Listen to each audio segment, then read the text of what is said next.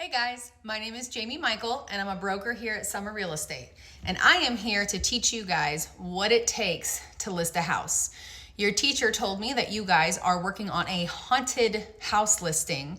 And so I'm gonna give you some tips and tricks on what it takes to list a house in the real world. One of the first things you're gonna need is a giant tape measure like this.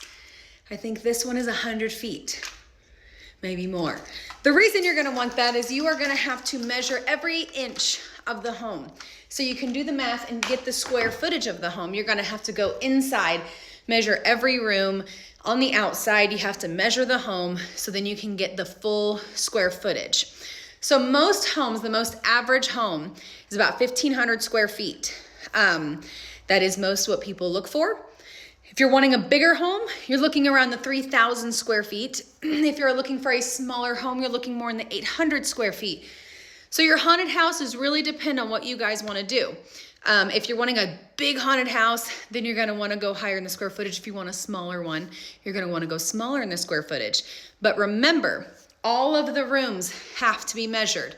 And then you just multiply each side of the wall to get the square footage of each space in the home. Another very important thing is you have to have the number of bedrooms and bathrooms in the home. Every room has to have an egress window. And what that means is it has to be a window that goes outside and it has to have a closet. If it doesn't have those things, it cannot be counted as a bedroom. Let me show you an example. Now this is just at our office. This is an office space.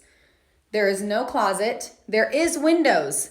But these windows are not access to outside, which means they are not egress windows. This room cannot be added as a bedroom.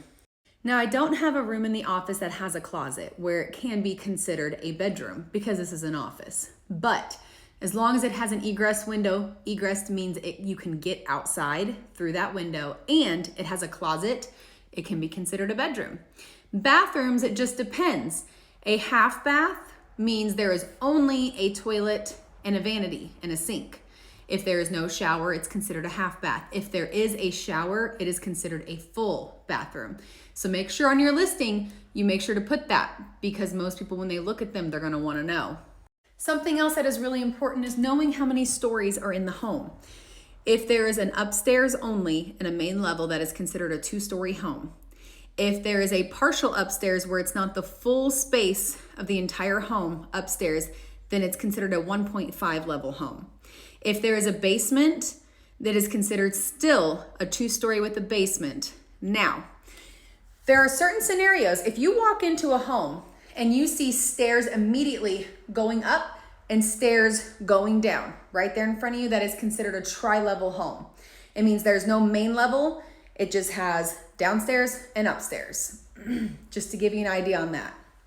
Now, if I were you, I feel like if you're listing a haunted house, one of the most important things for us to list a house, we have to know the age of the home. Most people are a little more intrigued with the newer homes, but I feel like with a haunted house, you're gonna want a really old, creepy home. Another important thing for us agents to remember whenever we're listing a home, heating and cooling. We have to know the type of heating and cooling each home has. There are so many different kinds. There's central air, there's forced air, there's gas, there's these new AC units that connect to the wall, there's window units. There is so many different types of air conditioning and heating. So you always have to be sure to ask the seller exactly what type of heating and air they have so you can make sure to list it correctly. And if they don't know, you're gonna have to have a professional come out or just you go take a look and ensure that you are doing it correctly. Now, once you have all that information together, the next step that us agents do is we do what we call comps, which are comparative market analysis.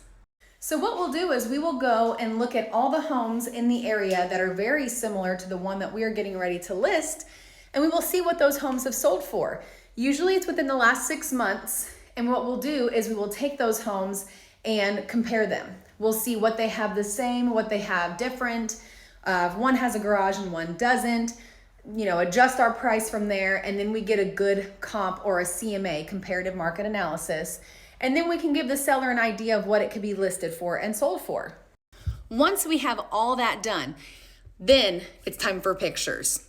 These are extremely important in real estate. You want color and pop, and you want the perfect angle. And I know your teacher mentioned that you guys are going to be drawing your listings.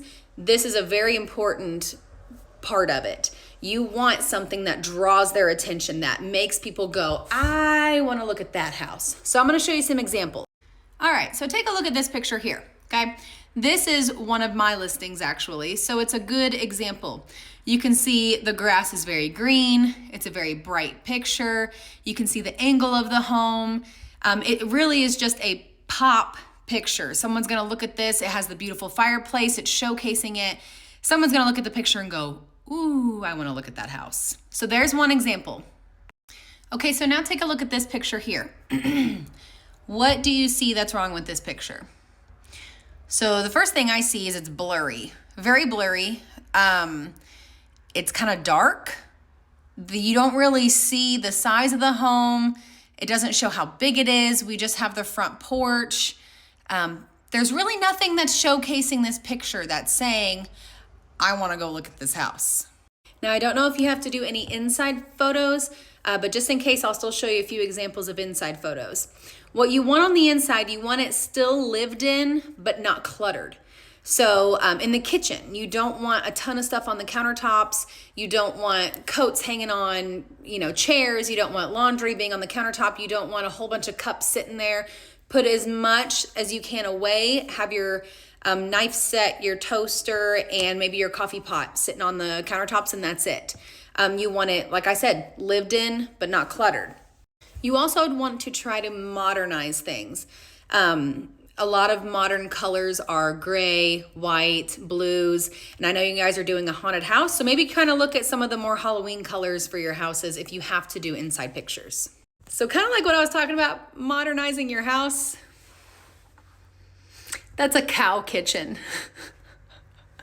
Now, that's definitely going to draw someone's attention to the house, but I don't know if someone's going to buy a cow kitchen. This bathroom's really yellow. It's really yellow. I mean, look at all that. Look, just look at it. Do you think someone's gonna like a really yellow bathroom? Someone might, but if you're listing a place, you have them take as much of that yellow out of that bathroom as they can. I think the chair exploded in this one. Okay, well, that at least gives you some ideas of what not to do on inside photos. So the very last thing that's really important in real estate is the description. You want to find the showcasing piece of the home that's going to make it sell. So for instance, I have a home that is 5 bedrooms. I have it listed right now. And we do not have a lot of 5 bedrooms home in our area. So that was the first thing I put in that description. Boom, 5 bedroom home, all caps. When you have a family that is looking and they're just not noticing it and they read that description, they're going to go, ooh, 5 bedroom home, that's what we've been looking for. Or if the home has a pool, a sunroom, a beautiful deck, a master bathroom that's just huge with a jetted tub, anything that is the selling point of that home, you want to blast it in that first sentence of the description. You want something that someone's going to read it and immediately keep reading because they just want to see more. They want to know more about this house. So whatever is the showcasing point of your home, that's what it needs to be in that description. Well, guys, I wish you good luck on your listing your haunted house, and I look forward to seeing some of them.